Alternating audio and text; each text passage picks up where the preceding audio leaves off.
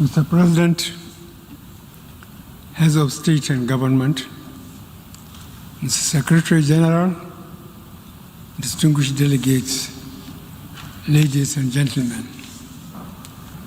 Mr. President, let me, on behalf of the government and people of Nigeria, congratulate you on your well-deserved election as President of the 76th session of the United Nations General Assembly. I would like to assure you of the full support and cooperation of the Nigerian delegation throughout your tenure. I would like to commend your predecessor, His Excellency Mr. Volkan Bashir, for the many remarkable achievements recorded during his tenure despite the challenges posed by the COVID-19 pandemic.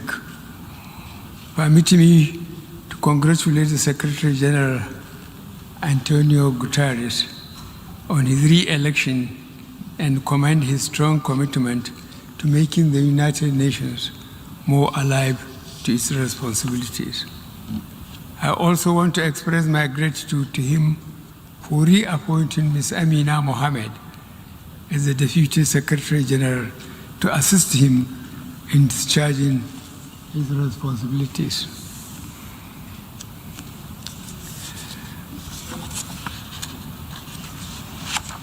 Mr. President, excuse me, the theme of this year's General Assembly, building silence, resilience through hope to recover from COVID-19, rebuild sustainability, respond to needs of the planet, respect the rights of the people, and revitalize the United Nations sums up our common desire to rescue our planet, recover our economies, and restore hope to all the peoples of the world. In this regard, my delegation will continue to support the United Nations as the indispensable forum for international cooperation and the cornerstone of the multilateral system rooted in respect for international law, including international human rights law, and predicated on a rules-based order. Mr. President, I want to thank the international community for the concerted response to COVID-19. The solidarity and the drive to contain the first truly global health emergency of our time is a pointer to the many things we can achieve if we work together. On our part, Nigeria has made strenuous efforts to contain the virus and hold its deadly onslaught on our people. Our efforts have been rewarded with moderate success. At the outset, we recognize detection and contact tracing to be important tools in combating the virus. In this connection, from a mere 4 laboratories with testing and detection capacities, we ramped up the facilities to over 140 centers today. Similarly, we built isolation centers and emergency hospitals wards in record time all over the country.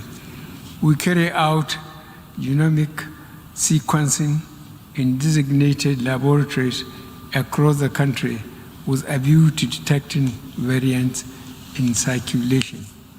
In addition, over 40,000 healthcare workers have recently been trained on infection prevention and control measures with the support of various partners.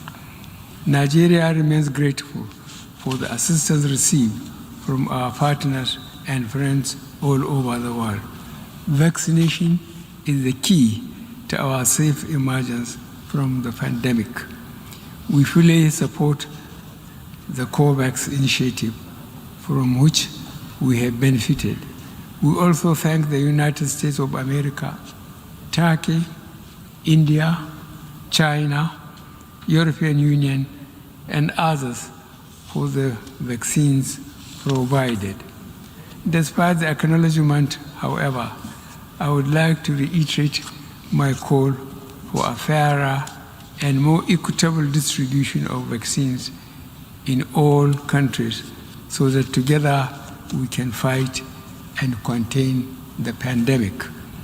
The rising wave of newer and more contagious strains makes this even more urgent. No country can afford the socio-economic implications of prolonged shutdown.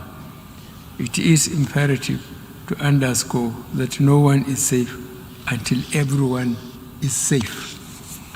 Mr. President, Nigeria remains deeply concerned over the illicit trade, transfer, and circulation of small arms and light weapons. Their excessive accumulation and uncontrolled spread in many regions of the world are having devastating humanitarian and socio-economic consequences, especially on the continent of Africa. It is on this note that my delegation calls for the worldwide application of the Arms Trade Treaty to codify accountability in conventional arms trade, which is critical to the security of nations. This is in recognition of the need for a broad-based global partnership in the ongoing battle against transborder crimes, including terrorism and piracy.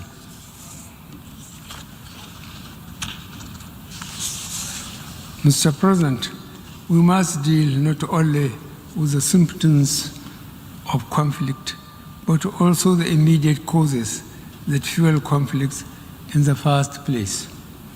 These include poor and undemocratic governance, human rights abuses, poverty, ignorance, injustice, and inequalities.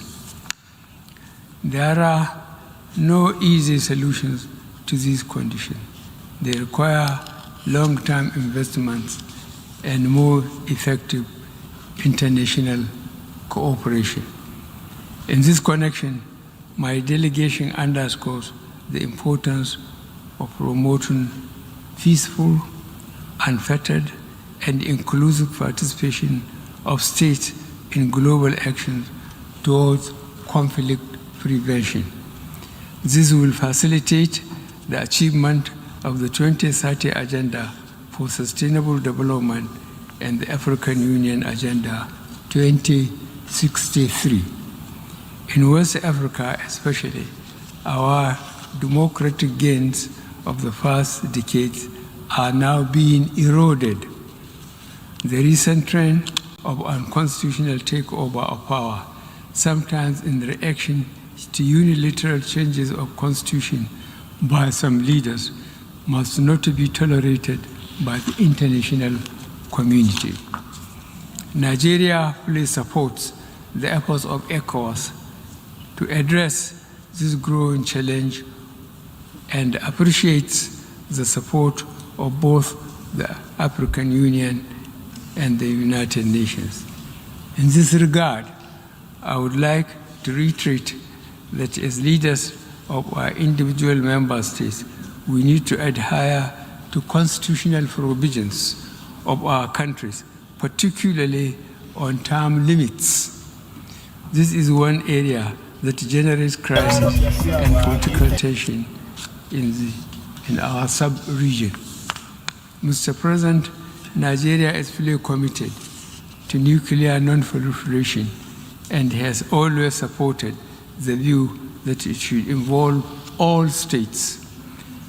Disarmament conventions deserve the support of all states, small, large, nuclear, or non-nuclear. Nuclear weapons remain the ultimate agents of mass destruction, and their total elimination should be the final objective of all disarmament processes within the broad spectrum of goals being pursued by the United Nations. In this regard, Nigeria would participate actively in forthcoming review conference of Nuclear Prohibition Treaty and also the first meeting of states parties to the landmark treaty on the provision of nuclear weapons, scheduled to take place within the first quarter of 2022. Nigeria regards these upcoming events as important steps towards realization of a world free of nuclear weapons. We are therefore supportive of any diplomatic efforts in this direction. We hope that the upcoming Nuclear Prohibition Treaty Review Conference would lead to a successful outcome that would facilitate the nuclearization of the world. We will do our part to ensure such an outcome. Mr. President, terrorism continues to dominate security discourse worldwide. In Nigeria, Boko Haram, terrorist group, though fragmented by internal strife and weakened by our defense forces, is still active and preying on soft targets. Nigeria will continue to work closely with United Nations counter-terrorism bodies and entities with a view to bringing this scourge to an end. Nigeria has spared no effort in addressing the challenges of terrorism posed by the activities of Boko Haram in northeast Nigeria, the Lake Chad region, as well as banditry in the northwest and north central. Mr. President, the impact of climate change is already with us in Nigeria, manifesting in various ways: conflict trigger, food insecurity, drying up of lakes, loss of livelihood, and youth migration, among others. The trend is the same in many other countries that are threatened by forest fires, rising seas, drought, and desertification.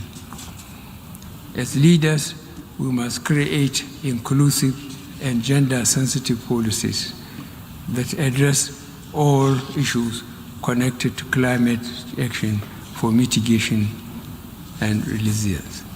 This is why we are working on a transition to low-carbon economy consistent with achieving the Paris Climate Agreement on the Sustainable Development Goals.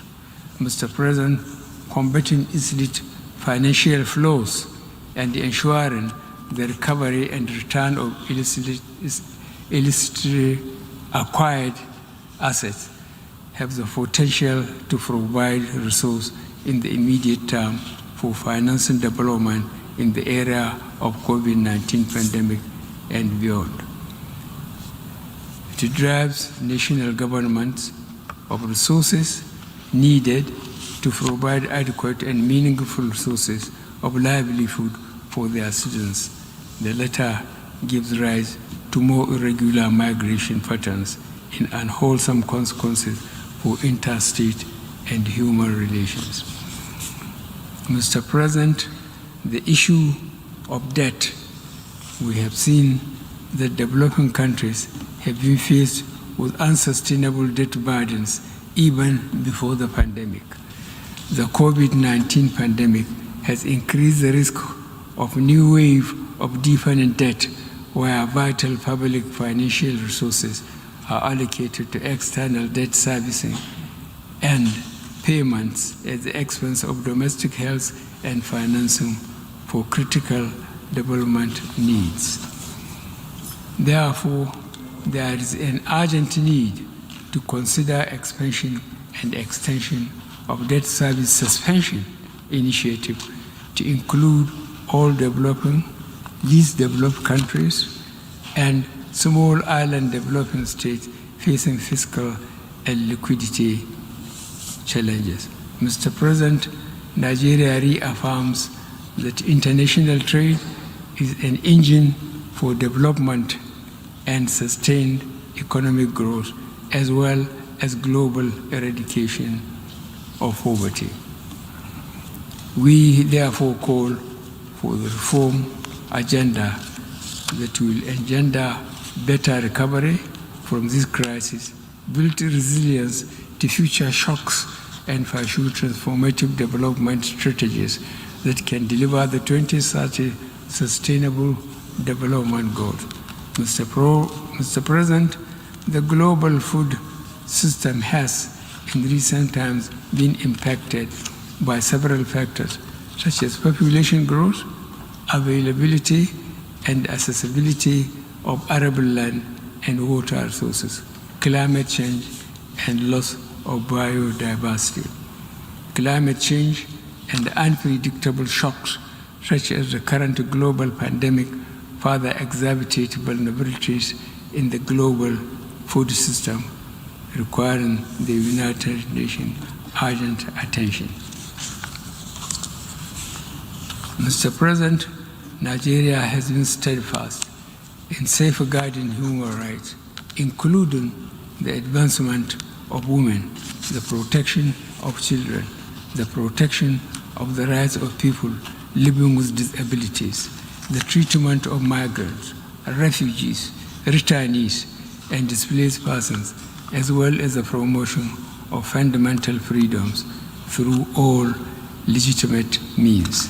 In this regard, my delegation recommends the positive example of leaders like Prime Minister Jacinda Ardern of New Zealand. The recent rise in hate-related crimes globally underscores the urgent need to continue our engagement about racism, racial discrimination, xenophobia, and other related intolerance. It is sad to note that the issue of racism remains alive globally.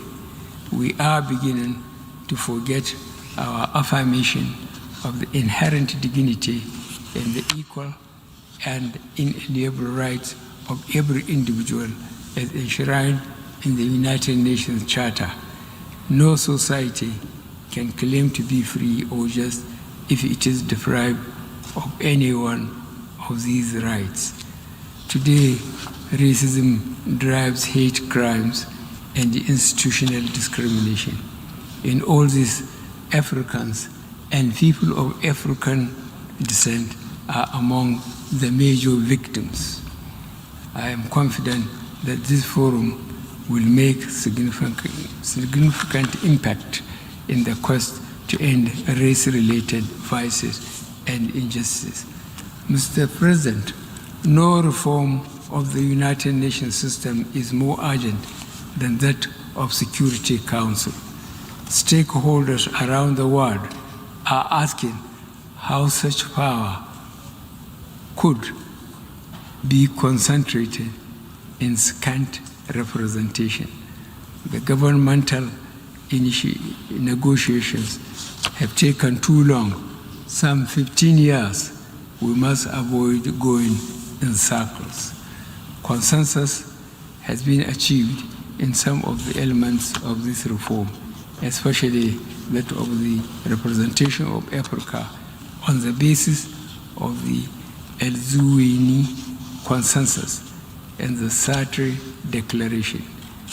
It is unreasonable to expect unanimity in this matter. Mr. President, our organization is at the peak of the multilateral system. It is also the preeminent body for solving our current and emerging challenges and for developing norms that are protective of us all. In the current moment, hope for this is dependent on how we assist each other to get COVID-19 out of all countries, regardless of their classification. We can do and we must do. In this regard, let me close my statement by paying special tribute to a great and humane internationalist and an exemplary practitioner of multilateral cooperation. I am speaking of Chancellor Angela Merkel of the Federal Republic of Germany. As she exits the stage, we wish her well. Thank you.